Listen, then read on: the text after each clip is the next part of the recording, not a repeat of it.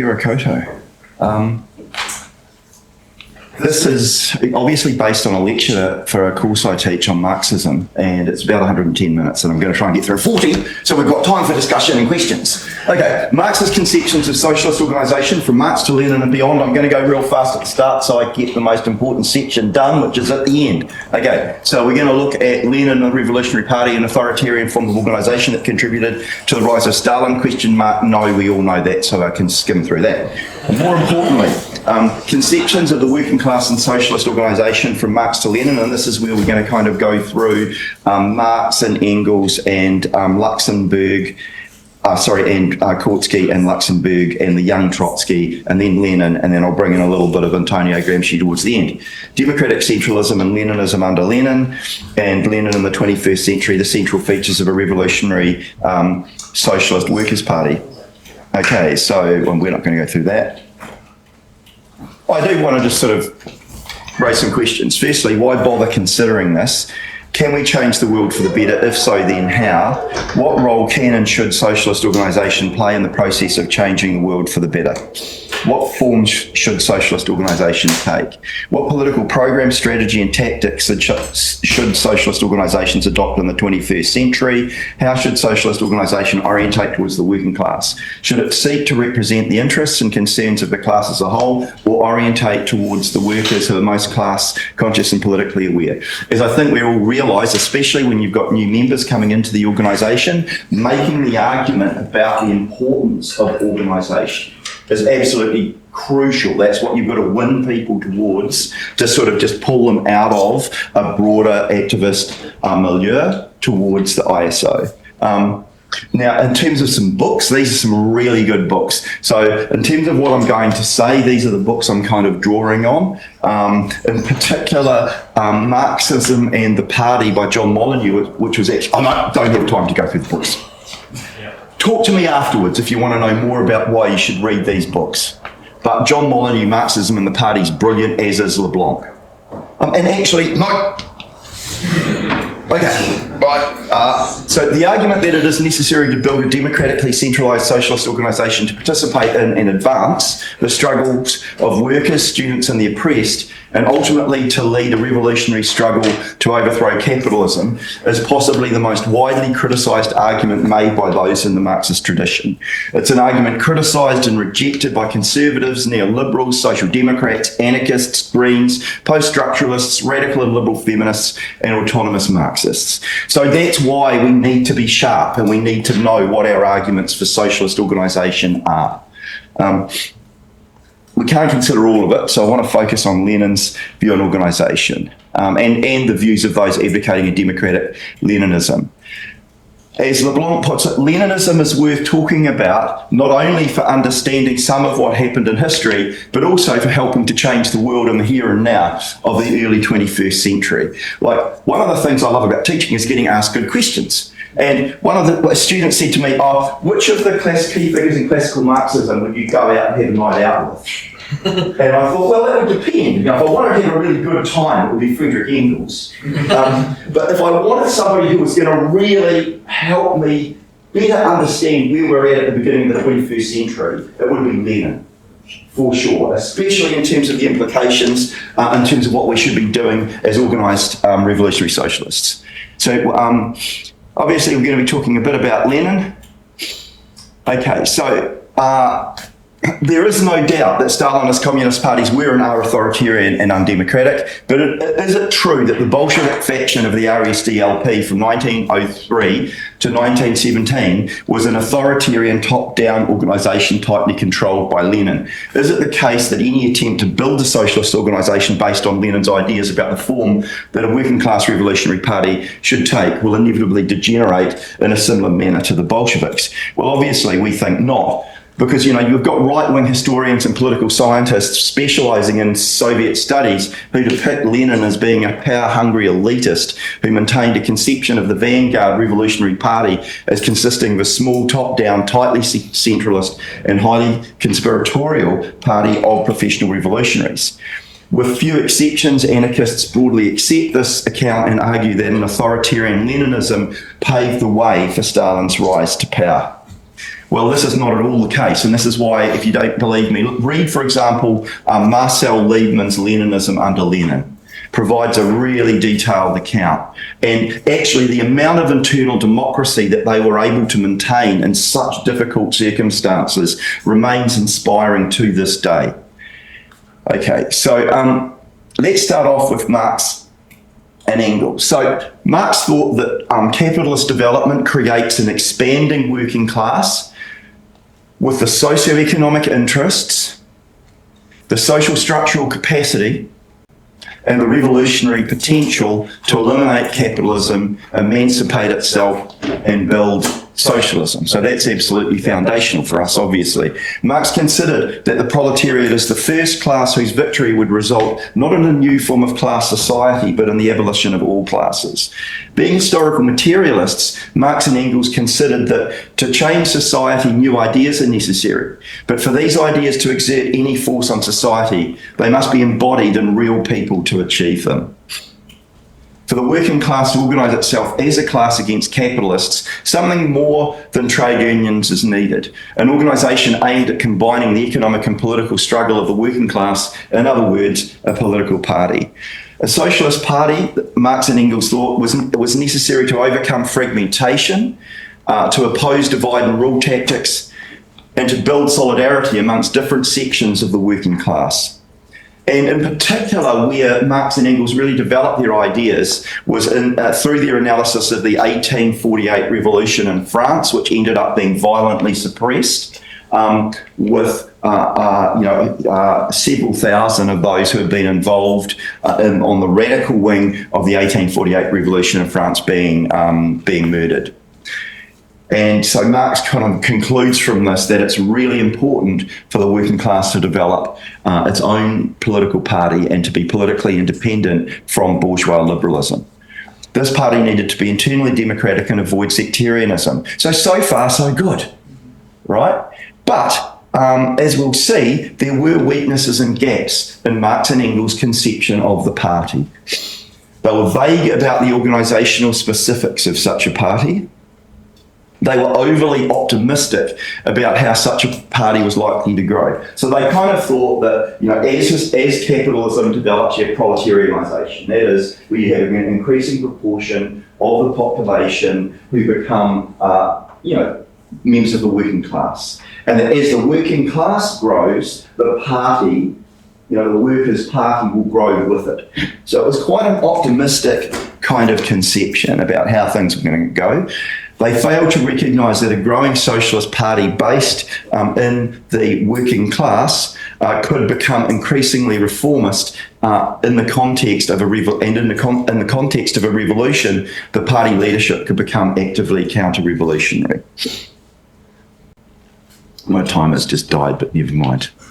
I'll just keep my foot flat to the floorboards. Neither Marx nor Engels witnessed a social democratic party in government managing rather than transforming capitalism. So they didn't get to witness the likes of Chris Hipkins saying, 10 billion for the military is a good idea.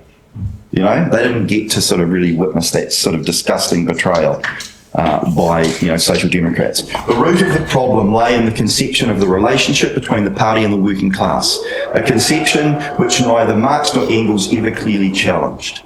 That is, of a broad party steadily and smoothly expanding, organising within ever larger, ever wider sections of the proletariat until at last it embraced the overwhelming majority. So now we're going to look at Karl Kautsky, who at one stage was described as the Pope of Marxism, probably the most world-famous Marxist intellectual between about 1890 and 1914, and associated with the centrist faction of the Social Democratic Party. So keeping in mind that the Social Democratic Party in Germany had just over 1 million members in 1914, it was the largest political party in the world, and in terms of its program, it was formally a Marxist party. And it had a revolutionary wing, a centrist wing, and a right wing. Okay. Now, Kautsky thought that as capitalism develops, the working class expands until it constitutes a large majority of the population. This means that eventually workers will achieve a decisive electoral victory in parliamentary elections. For this reason, socialists must campaign for democratic reform, electoral reform, increasing the power of parliament relative to the executive, and so forth.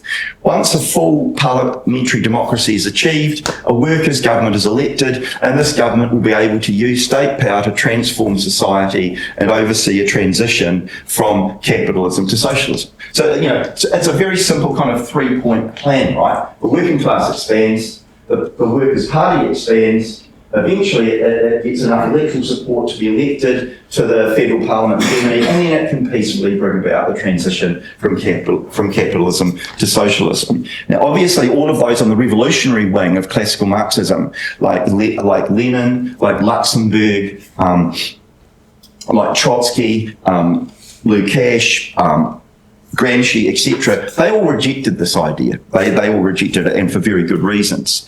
So now we'll look at Rosa Luxemburg, and for a critique of Kautsky, well, the target in Reform or Revolution, the immediate target is Bernstein, but it's also a critique really of the sort of Kautsky's views as well. So, Rosa Luxemburg was critical of Lenin's ultra-centralist conception of the party and his voluntaristic conception of the role that the party could play in a revolution in Russia. Emphasised the spontaneous nature of working class revolutions, so, and particularly through, for example, her writing, her analysis of the 1905 revolution and her pamphlet, The Mass Strike. She thought that the influence of the party over the proletariat was to be exercised primarily through its ideas, its program, and its slogans, rather than through the power of its own organisation or its own initiation of actions. Whereas in Lenin, these two elements were much more evenly balanced. She shared Marx's optimism about the growth of the working class leading to the growth of a revolutionary socialist party. Consequently, the working class party should be as broad as possible. The fact is that the social democracy is not joined to the organisation of the proletariat. It is itself the proletariat. Now, this has really important consequences in terms of how you think you're going to organise a revolutionary socialist organisation and what relationship you are going to adopt to a reformist party. So unlike Lenin, she failed to recognise how uneven class consciousness and political radicalism was across the working class as a whole, and that some sections of the working class were much more politically advanced with respect to class and political consciousness than others. She was also far too optimistic about the ease with which reformism could be overcome during the course of a working class revolutionary upheaval. So one of the tragic consequences of this was that those leading the revolutionary wing of the German Social Democratic Party, Rosa Luxemburg, Karl Liebknecht, Clara Zetkin, and Franz Mehring, didn't break from the German Social Democratic Party early enough. The Spartacus League, which they formed, only became a fully independent organisation in December 29, 1918. So there was a dramatic contrast here with the Bolsheviks, which was established as a faction within the Russian Social Democratic Labour Party as early as 1903. Arguably, the mistakes in her conception of socialist organisation and the late formation of a revolutionary socialist organisation in Germany made her more vulnerable than she otherwise would have been to politically motivated and directed assassination. So she was actually murdered by the Freikorps, who were forerunners of the Nazis, but essentially ordered into action by Friedrich E. Beer, who was the leader of the right-wing faction of the Social Democratic Party. Now we're going to go into the young Trotsky. But just to emphasise the point, Tim, you can't organise a revolutionary socialist organisation in the context of a revolution. You've got to do it in the decades leading up to the revolution, right? The Bolsheviks went from 20,000 in February 1917 to 250,000 in October of 1917 and were able to lead the first, at least in the short term, successful working class revolution in human history because of the mahi that they put in prior to the revolution. Whereas the revolutionaries in Germany go, oh, we better form a revolutionary party now, there's a bloody revolution broken out. Well, too late. And they weren't able to exercise any real effective leadership within that revolutionary movement as a result. So now I want to talk about the young Trotsky. So the young Trotsky is really quite critical of Lenin. The older Trotsky from only joins the Bolsheviks in July 1917. Subsequently, Lenin just says there has been no better Bolshevik than Trotsky. So, and he becomes, from that point in his life onwards, a staunch defender of democratic Leninism, right? But he's actually quite critical of Lenin's conception of the party when he's younger. This photo was when he was 18. This is when he's a bit older. Okay, right, so the issue as he saw it was this. Was the centralised party to be created from above and on the narrow basis of a small but compact group of Marxist intellectuals? Or from below and on the basis of an ever-growing participation of the working class in the struggle against Tsarism? Trotsky considered that the growing participation of the working class in political struggle would create a real basis for a centralised working class party and give it a weight and political influence which would in turn enable it to draw wider masses into its ranks. So consequently he remained out of both the Menshevik and the Bolshevik factions until July, as I've just mentioned. Trotsky saw Lenin's one-sided conception of the relationship between party and class as an attempt to substitute the former for the latter, and in playing on a theme of substitutionalism envisaged a process in which the party organisation at first substitutes itself for the party as a whole, then the Central Committee substitutes itself for the organisation, and finally a single dictator substitutes himself for the Central Committee. Now this appears prescient because something like this did occur under Stalin, but the weight of evidence, including that provided later by Trotsky himself, suggests that this is not an accurate description of Leninism prior to the early 1920s. So now we're going to go and we're going to talk about Lenin, who liked kids and cats, among other things. Okay, so firstly, democratic centralism and Leninism under Lenin. So democratic centralism, interestingly, didn't originate with the Bolsheviks, but actually with the Mensheviks. So that's a fun fact. It was first adopted by the Mensheviks All-Russian Conference in November 30th, 1905. According to LeBlanc, so I'm just going to do a run through of the basics of democratic centralism. The party must be based on a revolutionary program. Members must be activists who agree with the program. The party should ideally function openly and democratically with the elected principle from top to bottom. The highest decision-making body is the party congress, composed of elected delegates, and between congresses, a central committee elected by and answerable to the congress should ensure the cohesion and coordinate the work of the party on the basis of the party program and decisions of Congress. Sixth, it assumes that within the general framework of the revolutionary program, there will be shades of difference on various programmatic, tactical and practical questions. In other words, there should be free and, where possible, open debate, which provides a basis for ongoing political clarity and programmatic development, which are essential to the health and growth of the party. Seventh, all questions should be decided on the basis of a democratic vote, in other words, majority rule, after which the minority is expected to function loyally in the party and particularly to in no way undermine specific actions decided on. So obviously, to function effectively, particularly as an activist organisation in campaigns, supporting strikes, and whatever it may be, it's crucially important that the organisation acts in a united manner. Because revolutionary socialist organisations prior to the revolution are generally not that big. So we need to obviously make sure that those limited resources that we have are applied with the utmost effect. Local units of the party must operate within the broad framework of the party program and decisions of the party as a whole, but within that framework they must operate under the autonomous and democratic control of the local membership.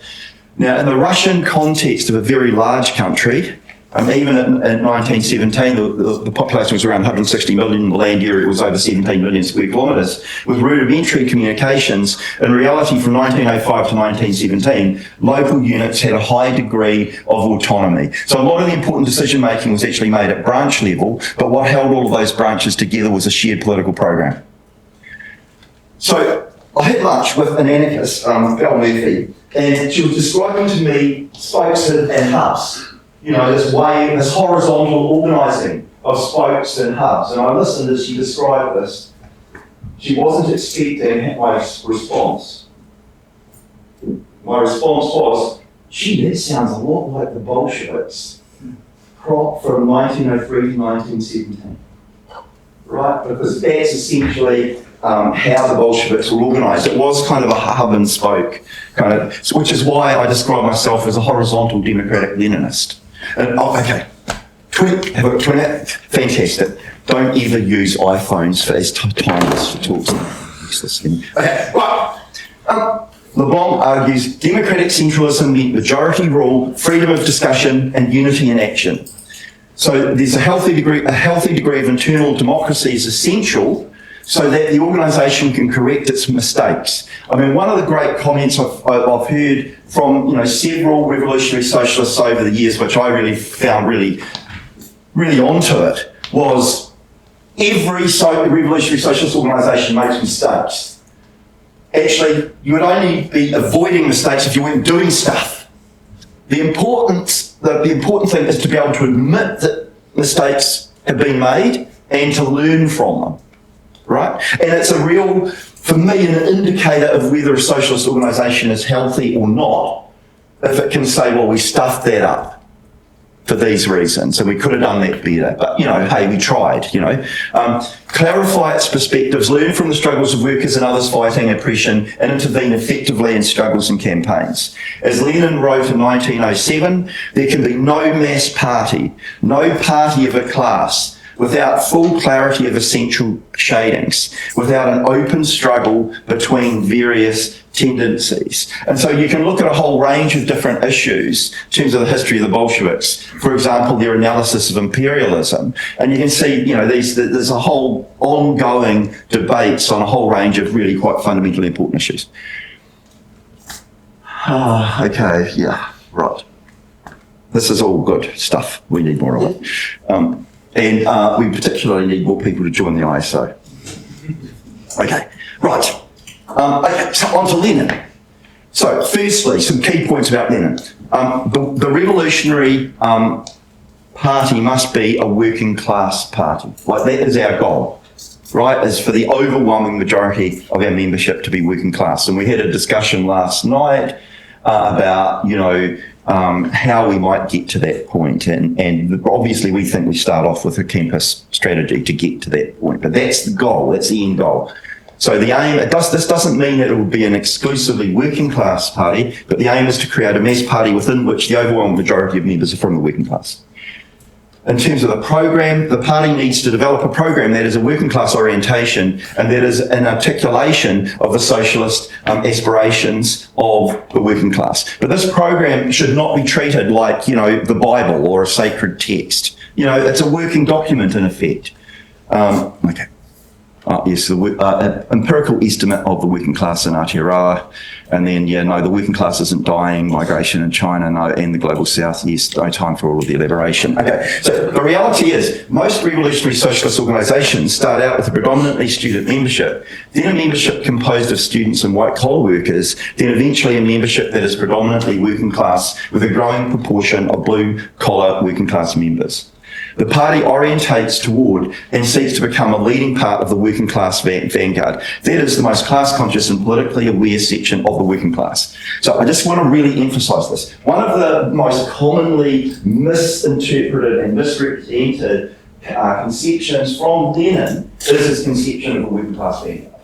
The Bolsheviks were never, in Lenin's mind, the vanguard of the working class.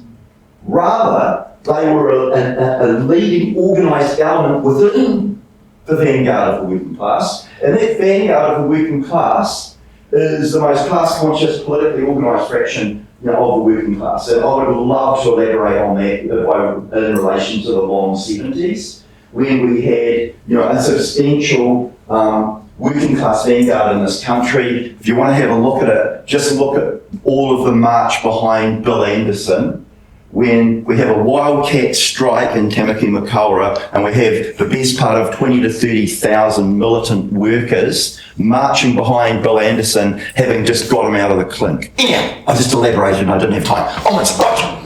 Okay, so outside of periods of revolutionary upheaval, this section will be a minority of the working class as a whole. The party does not try to be representative of the working class as a whole.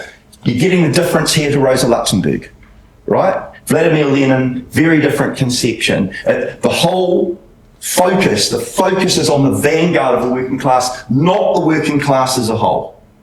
Crucially important point, and one that we need to factor in carefully when considering what sort of tactical orientation we should adopt in relation to election 2026. The focus of activity, workplaces, communities, strikes, protests, right? And another point of if I had an hour and 10 minutes, I could elaborate on these points, but I won't. Maybe by way of discussion. But yeah. Okay, so the party is an activist party. Two aspects. The party must prove in practice and struggle that it is the best defender of the working class and all of the exploited. So since the party is committed to the revolutionary transformation of society as its main long-term goal, the party must ultimately gear itself for the class struggle in its most acute form, mass uprising and insurrection. I would love to live to see the day when we storm that building, right? We have a revolutionary upheaval, and it culminates in a revolutionary insurrection in which we head into that building, we occupy it, and we tell all of those overpaid, free-fed, endless free air travel, generous superannuation, and they're gone, scram. We've had enough of you misrepresenting the working people of this country. Anyhow, I'm getting too carried away. Right, active membership. Well, that's obviously an important aspect of this. And this is what the dispute with the Mensheviks came down to in 1903. To be a member, one needed to be an active member. The party is organised on the basis of a horizontal democratic centralism. By horizontal, what I mean is it minimises the layers in the party. It keeps it as flat as possible. The political independence of the party is a key point. The party and the unity of the working class, and this has three themes. Firstly, opposing divide and rule. The party actively opposes the forms of oppression that, as well as being abhorrent, divide the working class and undermine collective solidarity. To avoid sectarian behaviour and or abstention from struggles. And participation in elections. It's really important to keep it real. It's really important to face up to the reality of where people are at. Not where we want them to be at, but where they're actually at. While the massive workers retain illusions about social democratic parties, the party must urge support for those parties against the openly bourgeois parties so that these illusions can be dispelled by experience. So you have, for example, slogans like vote left or, vote for the Greens without illusions or whatever it might be. The reality, however, is that collectively deciding what position to adopt in relation to an upcoming election typically generates extended and sometimes heated internal debate and disagreement. It's also important for the organisation to combat sexism, racism, heterosexism, transphobia, Islamophobia within its ranks. Political education on the development of cadre is obviously really important. So internal education is taken very seriously. There's a production of regular publications, newspapers, magazines, journals, websites, pamphlets, books, YouTube-based videos, etc. Organisation of reading groups, branch talks, workshops and conferences, a focus on the development of cadre. That is, members who know the political perspective and how to apply it. And education is a two-way process. So the party needs to learn from the working class, from the movements and the campaigns it participates, and from non-Marxist intellectual traditions. But the party also acts as the memory of a class. It acts as a reservoir of theoretical and practical knowledge and experience gained from participating in a wide range of campaigns and struggles over many years. It also draws upon and relays the history of the struggles of workers, students, and the oppressed. So the learners become teachers, and teachers become learners. So, the British Marxist Tony Cliff used to say that single-issue movements and campaigns rise like skyrockets and fall like sticks. Right? The key thing that what socialist organisation does is it takes the knowledge and experience gained from one struggle and carries it forward to the next struggle. And that's the sense in which it's acting as a memory of the class. Okay. There's also a struggle for hegemony, and this is where Gramsci comes in. The party strives to ensure that the working class becomes the hegemonic socio-political force in revolutionary upheavals, forming alliances with other non-capitalist classes to create a new society that it argues will be beneficial for the overwhelming majority. So, a genuine socialist revolution actually is going to be led by the working class, but it's not going to be exclusively working class because the working class has to bring in allies, layers of the middle class, etc., which fall behind its sort of leadership, if you like. Internationalism. The party is anti-nationalist in campaigns for international solidarity of workers and the oppressed. There's a commitment to to internationalism, which involves a blanket rejection of all immigration controls. Capital's free to move anywhere in the world. Workers should be too. Immigration controls often reflect and in turn reinforce nationalistic and or racist impulses. Ultimately, we want to see the formation of a new socialist internationale composed of mass parties, but this is unlikely to occur before there is a global upsurge in working class struggle. You'll have orthodox Trotskyists currents who like to establish what have sometimes been referred to as toy internationals, and that they're not really groupings of genuinely mass-based working class parties. That's to be rejected. That we want a genuine international, but we've got to see a qualitative upsurge in working class struggle and growth of the socialist left. And then last but not least, boy, I've raced through this. Last but by no means least, some boxes that any genuinely healthy, genuinely internally democratic, revolutionary socialist organisation should be ticking. Firstly, realism.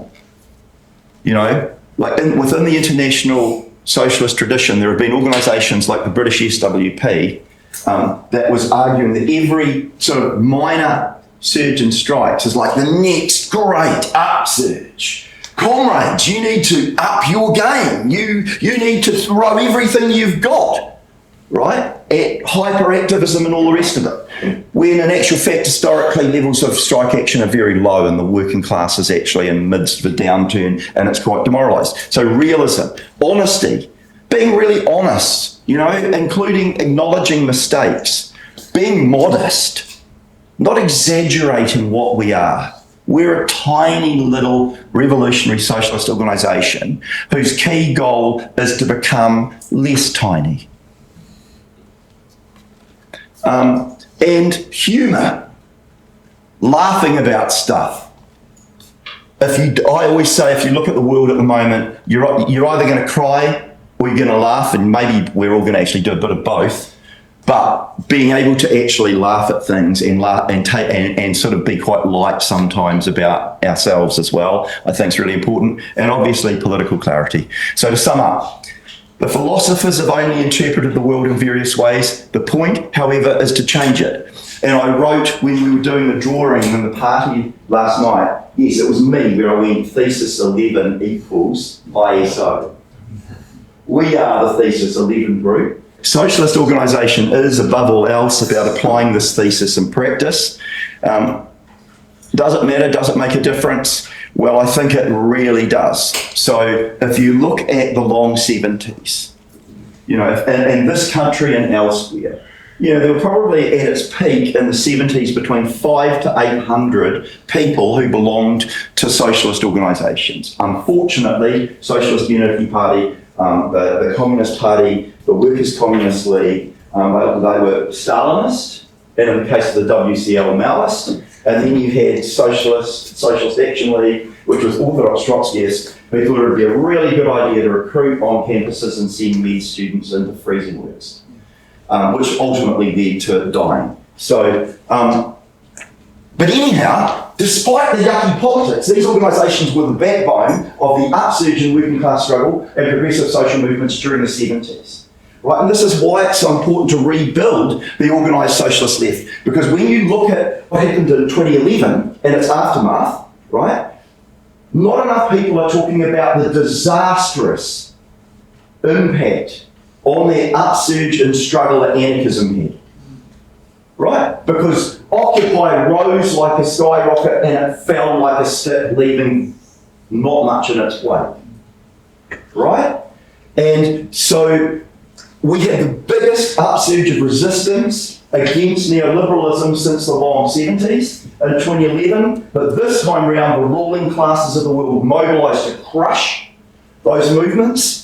From the Arab Spring to Occupy, etc. And the socialist left isn't big enough to withstand those assaults and to ensure that there will be ongoing, a backbone of organisational continuity to keep those movements going, moving forward. So it's just one, that's it, I'm going to finish with that point, just to illustrate the importance of revolutionary socialist organisation. I remain, heart and soul, fundamentally committed to this. There is no positive, progressive future for humankind in the absence of revolutionary socialist organisation. What we are doing here is of vital importance, not just in terms of building our organisation, not just for the working class of this country, but for the future of humankind. Solidarity.